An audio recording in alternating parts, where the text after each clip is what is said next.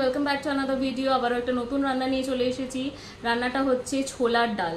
কচুরির দোকানে যেরকম আমরা ছোলার ডাল খেয়ে থাকি, সেই ছোলার ডালটা কি করে বানাবো বা সেই টেস্টটা কি করে আনবো, তো চলুন আমরা রান্নাটা দেখে নিই।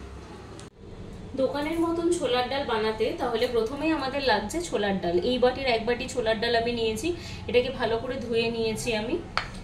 ফোড়নের জন্য লাগছে আমাদের হিং, জিরে, 2 ইঞ্চ মতন আদা গ্রেট করে নিয়েছি, ছোট সাইজের একটা আলু কুচি কুচি করে কেটে নিয়েছি, আর লাগছে 2টো চেরা কাঁচা লঙ্কা, আর নুন মিষ্টি হলুদ আন্দাজ মতো লাগছে। প্রথমে আমরা কি করব, প্রথমে আমরা ছোলার ডালটাকে সেদ্ধ করে নেব প্রেসার কুকারে। প্রেসার কুকারে আমি এবার ডালটা দিয়ে দেব। যতটা পরিমাণ ডাল তার ডবল পরিমাণে আমি জলটা দিয়ে দেবো। তো এই বাটির 1 বাটি ডাল মানে আমি এই বাটির 2 বাটি জল দিয়ে দেবো। তারপর 3টে হুইসেলে আমি বন্ধ করে দেবো। 3টে হুইসেল হয়ে গেলে তো এখানে আমি ডাবল জলও অ্যাড করে দিয়েছি। নুন হলুদ মিষ্টি এখানে কিছুই দেব না, এটাকে জাস্ট আমি 3টে হুইসেলের জন্য বসিয়ে দেবো গ্যাসে। হাই ফ্লেমে এটা 3টে হুইসেল হবে, তারপর আমি এটা বন্ধ করে দেবো। তো 3টে হুইসেল দিয়ে আমি ডালটা ভালো মতো সেদ্ধ করে নিয়েছি। দেখুন আমার ডালটা সেদ্ধ হয়ে গেছে। এবার আমি ফোড়ন দেবো, ডালটা বানিয়ে নেব। ডালটা সেদ্ধ হয়ে গেছে আমার, এবার আমি বানিয়ে নেব। প্রথমে আমি ফোড়নটা দেব, তারপর আলুগুলোকে একটু ফ্রাই করে নেব, তারপর আমি ডালটা দেব। কড়াইটা আমি গরম করতে দিয়ে দিয়েছি। এবার আমি এটাতে তেল দেব। এটা সর্ষের তেলেই বেশি ভালো হবে, আপনারা সাদা তেল দিয়েও করতে পারেন।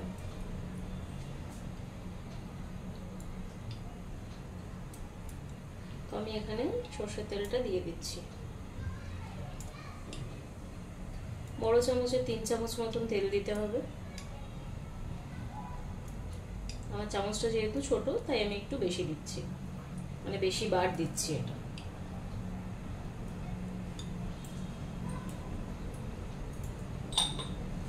তেলটাকে ভালো মতো গরম করে দিতে হবে।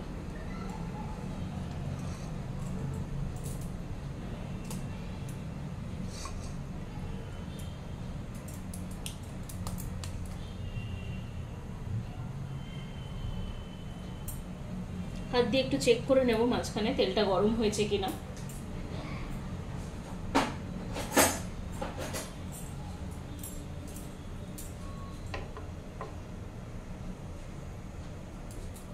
তেলটা আমার গরম হয়ে গেছে। আমি প্রথমেই দিয়ে দিচ্ছি হিং, তারপরে আমি দিয়ে দেব জিরেটা, তারপরে আমি দিচ্ছি কেটে রাখা আলুটা। এবার এটা ভালো মতো ফ্রাই করে নেব।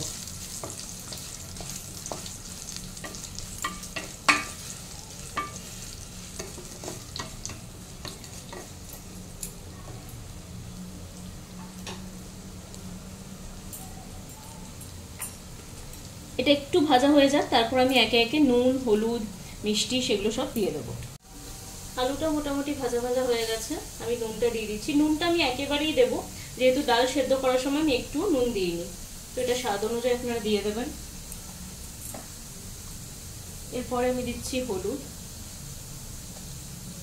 অল্প একটু লঙ্কার গুঁড়ো। ভালো করে এটাকে মিশিয়ে নেব। এই সময় ফ্লেমটা একটু লো করে দেবেন, মশলাগুলো না হলে পুড়ে যেতে পারে। এখন আমি আদা বাটাটাও দিয়ে দেবো, মানে আদা যেটা আমি গ্রেট করে রেখেছিলাম। এখানে আপনারা আদা বাটাও ইউজ করতে পারেন, গ্রেট করাটাও চলবে।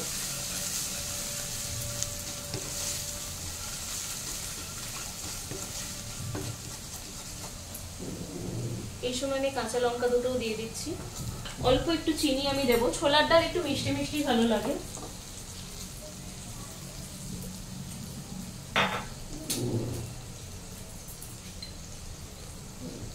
অল্প চিনি আমি দিয়ে দিচ্ছি।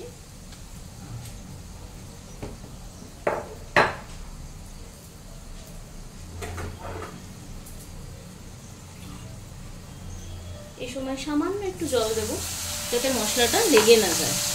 এই ভালো মতো কষিয়ে নেব আবার মশলাটা।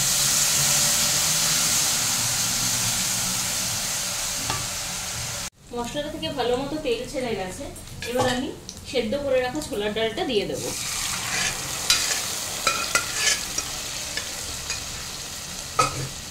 ভালো করে মিশিয়ে নেব।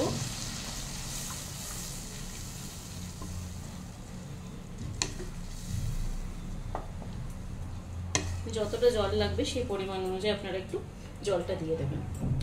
এখানে আমি কিছুটা জল অ্যাড করে দিলাম।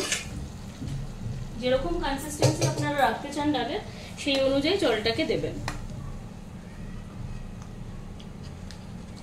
এবার এটা ভালো মতো ফুটে গেলে একটু ঘি গরম মশলা দিয়ে নামিয়ে নিলেই ছোলার ডাল একদম রেডি।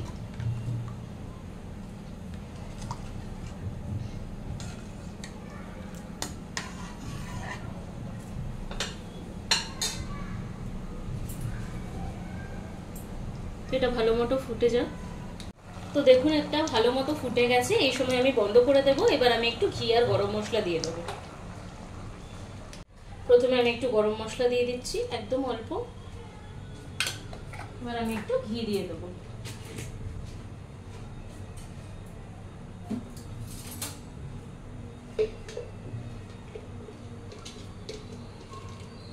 অল্প একটু ঘি আমি এটার মধ্যে দিয়ে দিলাম। তো দোকানের মতন ছোলার ডাল আমার একদম রেডি। এটা লুচি, রুটি, পরোটা সবকিছুর সাথেই ভালো লাগবে। আপনারা তাহলে দেখলেন আমি রান্নাটা কিভাবে বানালাম। আপনারাও বাড়িতে এভাবে ট্রাই করবেন আর অবশ্যই আমাকে কমেন্ট করে জানাবেন আপনাদের কেমন লাগলো।